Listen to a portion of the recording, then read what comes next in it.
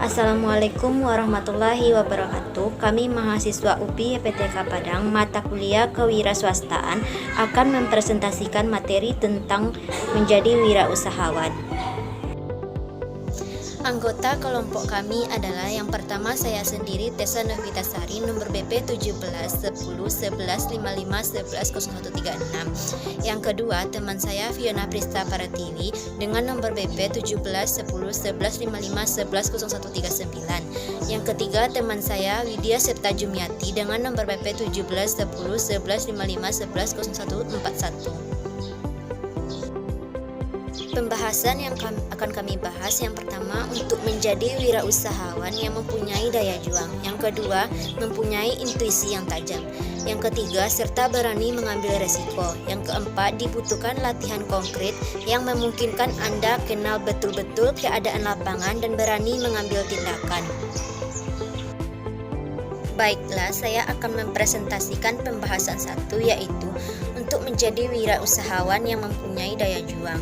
Daya juang adalah kemampuan seseorang untuk melakukan tindakan dan upaya bergerak ke depan secara maksimal dan mengatasi segala kesulitan untuk mencapai tujuan tertentu. Setiap orang memiliki daya juang yang berbeda-beda tingkatannya. Ada tipe quitter, mudah menyerah, capter, mudah puas, dan climber, terus berjuang sampai titik puncak. Inilah cara melatih daya juang yang dicontohkan para pengusaha yang sukses, yaitu yang pertama melatih disiplin diri. Semua orang menyadari bahwa kunci sukses itu adalah disiplin. Disiplin diri hanya bisa dilakukan jika kita tahu apa yang kita mau. Memahami prioritas adalah salah satu kunci untuk membentuk sikap disiplin. Selain memahami prioritas, penting juga untuk konsisten dan memiliki daya tahan karena disiplin menuntut usaha besar dan waktu yang lama. Cara kedua yaitu melihat pencapaian para kompetitor. Kompetitor adalah sosok yang penting untuk memberikan kemajuan bisnis Anda. Bisnis di bidang apapun pasti memiliki kompetitor untuk memperebutkan pasar, tapi tidak selamanya kompetitor adalah pihak yang menghalangi. Kompetitor justru bisa menjadi sumber belajar. Apa yang dilakukan mereka bisa menjadi inspirasi tersendiri untuk bisnis Anda. Cara ketiga adalah mengingat tujuan mulia yang ingin dicapai. Tujuan mulia bisa menggerakkan diri seseorang untuk melakukan sesuatu, bahkan untuk hal yang terlihat tidak mungkin dilakukan. Ketika bisnis yang Anda jalankan bisa memenuhi kebutuhan masyarakat yang menjadi konsumen dan menghidupi banyak orang yang menjadi tim Anda, maka sudah semestinya itu menjadi tujuan mulia tersendiri yang bisa melatih daya juang. 2. Untuk menjadi wirausahawan yang mempunyai intuisi yang tajam.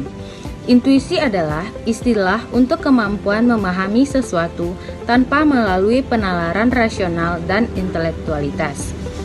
Intuisi juga merupakan bentuk perkiraan yang samar-samar, sering setengah disadari tanpa diiringi proses berpikir yang cermat sebelumnya. Namun, kemudian dapat menuntun pada satu keyakinan, yaitu secara tiba-tiba dan pasti memunculkan satu keyakinan yang tepat. Dalam kehidupan sehari-hari, istilah batin, firasat, atau intuisi tentu sudah tidak asing lagi bagi kita.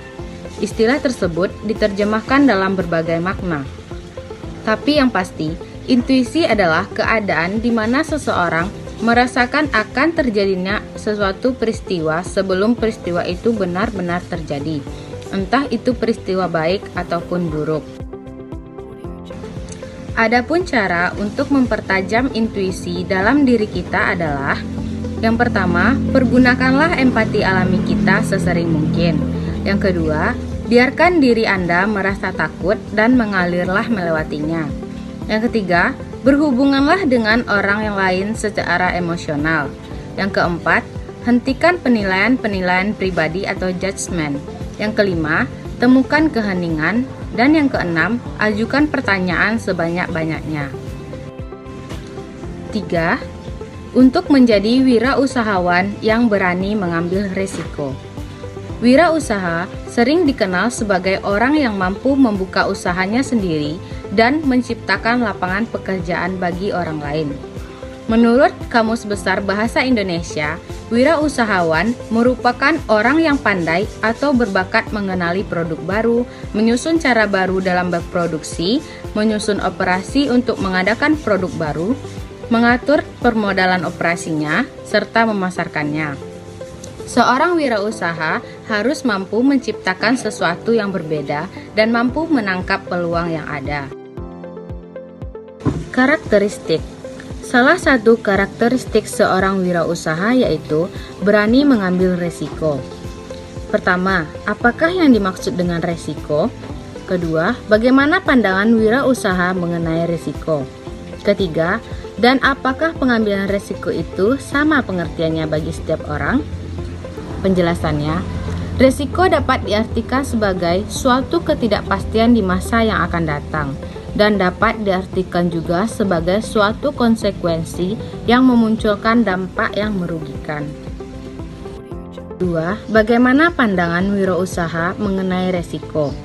Resiko bagi para wirausaha bukanlah sebagai suatu hambatan untuk meraih kesuksesan, tetapi dijadikan sebagai suatu tantangan. Wirausaha adalah orang yang lebih menyukai hal-hal yang menantang untuk lebih mencapai kesuksesan dalam hidupnya. Pengambilan resiko menurut perspektif wirausaha yaitu dengan mengambil resiko yang tidak terlalu tinggi dan tidak terlalu rendah. Karena seorang wirausaha selalu ingin berhasil, mereka menjauhi resiko yang tinggi dan menghindari resiko yang lebih rendah karena bagi mereka tidak ada tantangan. 3. Dan apakah pengambilan risiko itu sama pengertiannya bagi setiap orang? Yang membedakan seorang wirausaha dengan yang lainnya adalah kesiapan dalam pengambilan risiko. Kebanyakan orang lebih suka berada dalam titik yang aman dan nyaman dengan tidak mengambil hal yang beresiko atau lebih memilih risiko yang lebih rendah. Berbeda dengan wirausaha, risiko dijadikan sebagai tantangan untuk mencapai kesuksesan, bukan suatu hambatan yang menjadikan kita gagal. 4. Untuk menjadi wirausahawan dibutuhkan latihan yang konkret yang memungkinkan kita kenal betul-betul keadaan lapangan dan berani mengambil tindakan. Untuk menjadi seorang wirausaha sangat dibutuhkan latihan yang konkret. Latihan yang konkret adalah latihan yang berbentuk nyata, benar-benar ada, sehingga wirausaha dapat memungkinkan untuk benar-benar mengenal keadaan lapangan yang menjadi tempat usaha, serta berani mengambil tindakan untuk sebuah keputusan adalah sebuah hal yang berakibat pada sebuah resiko. Sebuah tindakan dilakukan harus dengan perhitungan yang matang dan terencana dengan baik agar hasilnya pun baik. Akan tetapi sebuah tindakan tanpa diperhitungkan dengan matang hanya berupa spekulasi, besar kemungkinan kegagalan akan menghampirinya. Sekian pembahasan dari kami. Jika ada salah dan kekurangan kami mohon maaf. Wassalamualaikum warahmatullahi wabarakatuh.